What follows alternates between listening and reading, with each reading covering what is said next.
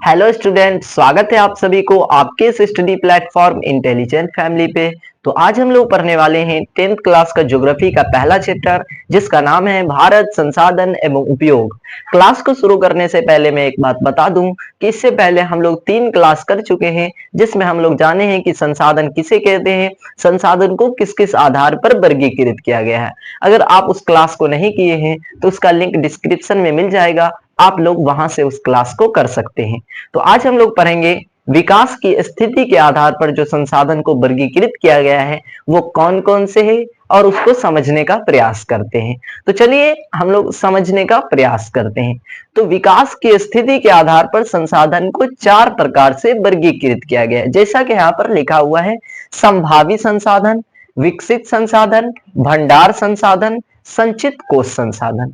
तो सबसे पहले हम लोग समझते हैं कि विकास के स्तर के आधार पर जो संसाधन है, यानी विकास के स्तर पर क्यों रखा गया है इसका नाम। तो मैं बता दूं कि ये जो बांटा है वो बांटने वाला ये सोच करके बांटा है कि कौन सा संसाधन कितना विकसित किया है। ठीक है, यानी कोई संसाधन कम विकसित किया है तो उसको अलग नाम दे दिया, कोई बहुत ज्यादा विकसित किया है तो उसको अलग नाम दे दिया, कोई मीडियम में विकसित किया तो उसको अलग नाम दे दिया। उस आधार पर संसाधन को 4 प्रकार से बांटा गया है। तो सबसे पहला आता है संभावी संसाधन। तो संभावी संसाधन को समझने का प्रयास करते हैं। संभावी संसाधन कहते हैं ऐसा संसाधन जिसको हम उपयोग कर सकते हैं लेकिन उसका उपयोग नहीं करते हैं। क्यों नहीं करते हैं उसको, जैसे हम लोग कहते हैं कि उसका उपयोग नहीं करने का कारण यह है कि या तो वो बहुत ज्यादा महंगा है या बहुत ज्यादा गहराई में है, इसलिए हम उसका उपयोग नहीं करते। जैसे हम लोग कहते हैं कि पहाड़ के नीचे यानी हिमालय क्षेत्र के नीचे बहुत ज्यादा गहराई में संसाधन मिलते हैं लेकिन हम लोग उसका उपयोग नहीं करते।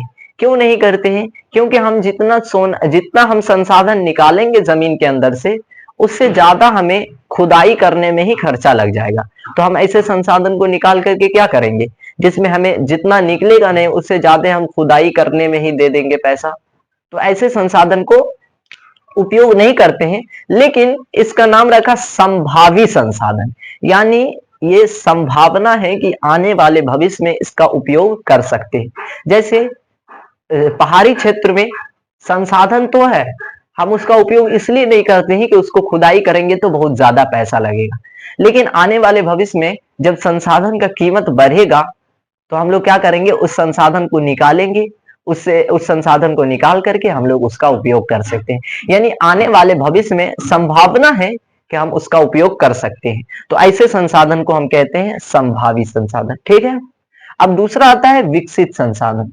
विकसित संसाधन नाम से ही स्पष्ट है, ऐसा संसाधन जो पूर्ण रूप से विकसित हो, जिसका हम उपयोग भी करते हैं। जैसे हम लोग कहते हैं किसी स्थान पर, जैसे यहाँ पर बहुत ज्यादा सोना है। ठीक है, अब यहाँ पर बहुत ज्यादा सोना है तो इस सोने को हम निकाल सकते हैं, कितना है वो भी जानते हैं, किस कैटेगरी का सोना है वो भी जानते हैं, सब चीज मुझे पता है, निकाल करके हम उपयोग कर सकते हैं। तो ऐसे संसाधन को विकसित संसाधन कहते हैं, यानी जिसका सर्वेक्षण हो चुका है, जिसकी मात्रा एवं गुणवत्ता पता चल चुका है, ऐसे संसाधन को हम विकसित संसाधन कहते हैं। ठीक है, उसके बाद आता है भंडार संसाधन।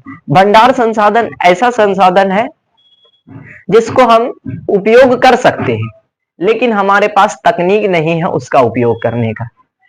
छोटा मात्रा में तो हम उपयोग कर सकते हैं लेकिन बड़ी मात्रा में अगर हम उपयोग करना चाहेंगे तो उसको हम उपयोग नहीं कर पाते। जैसे हम लोग कहते हैं कि जल को अगर तोड़ेंगे तो हाइड्रोजन और ऑक्सीजन में टूटेगा। थोड़ा मात्रा में तो हम तोड़ लेंगे, लेकिन जब हमें बहुत ज्यादा मात्रा में उपयोग करना होगा तो उसके लिए हमारे पास तकनीक नहीं है। हमारे पास जल है बहुत सारा, हम उसको तोड़ करके हाइड्रोजन और ऑक्सीजन में तोड़ करके हाइड्रोजन को ईंधन के रूप में उपयोग कर सकते हैं, लेकिन हम लोग उसका उपयोग नहीं करते। क्यों नहीं करते हैं? क्योंकि हमारे पास तकनीक नहीं है। यानी इसका उपयोग नहीं करने का कारण है कि हमारे पास तकनीक नहीं है।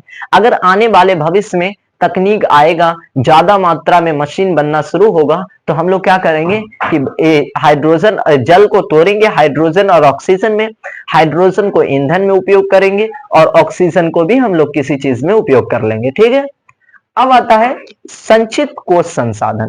संचित कोष संसाधन जो है भंडार संसाधन का ही हिस्सा है, यानी इसमें तकनीक नहीं है, यानी टेक्नोलॉजी हमारे पास नहीं है इसका उपयोग करने का, लेकिन इसका उपयोग करने का हमारे पास टेक्नोलॉजी है, यानी हम इसका उपयोग कर सकते हैं। लेकिन हम इसका उपयोग क्यों नहीं करते हैं? क्यों? इसका रीजन ये है कि हमारे पास बहुत सारा ऑलरेडी पहले से मौजूद है, यानी हमारे पास पहले से वो चीज है ही, तो हम उसका उपयोग क्यों करें? उसको हम भविष्य में उपयोग करेंगे। जैसे एक एग्जाम्पल के तौर पर अगर हम समझने का प्रयास करेंगे, तो जैसे मेरे आंगन में एक कटहल का पेड़ है, ठीक है। अब उस कटहल के पेड़ को हम कटवा करके, लकड़ी बनवा करके उसको हम उपयोग कर सकते हैं, कुर्सी टेबल जो भी हो लकड़ी का सामान बनवा सकते हैं। लेकिन ऑलरेडी पहले से मुझे कुर्सी टेबल है ही, तो हम उस पेड़ को कटवा करके क्या करेंगे? आने वाला हमारा जो पीढ़ी होगा वो उस पेड़ को कटवा करके अपने उपयोग में ले लेगा। यानी हम संचित करके रखे हुए हैं, संसाधन है, टेक्नोलॉजी भी है कि हम उसका उपयोग कर सकते हैं, लेकिन हम इसका उपयोग नहीं करते हैं। रीजन यही है कि हमारे पास ऑलरेडी पहले से मौजूद है, उसको हम उपयोग करने के लिए हमारे वो सामान है ही, तो हम उस संसाधन को संचित करके रखे हुए हैं, यानी जमा करके रखे हुए हैं। ठीक है, तो ये सारा संसाधन हो गया। संभावित संसाधन, उपयोग करने की संभावना हो। विकसित संसाधन, पूर्ण रूप से विकसित हो। भंडार संसाधन, संसाधन तो है लेकिन हमारे पास तकनीक नहीं है उपयोग करने का। संचित कोष संसाधन, जमा करके रखे हुए हैं, आने वाले पीढ़ी को हम लोग उसको सौंप देंगे। ठीक है, अब हम लोग इसको एक एक को डेफिनेशन के साथ समझने का प्रयास करते हैं। तो आइए हम लोग शुरुआत करते हैं डेफिनेशन के साथ। तो पहला था संभावी संसाधन। संभावी संसाधन किसे कहते हैं?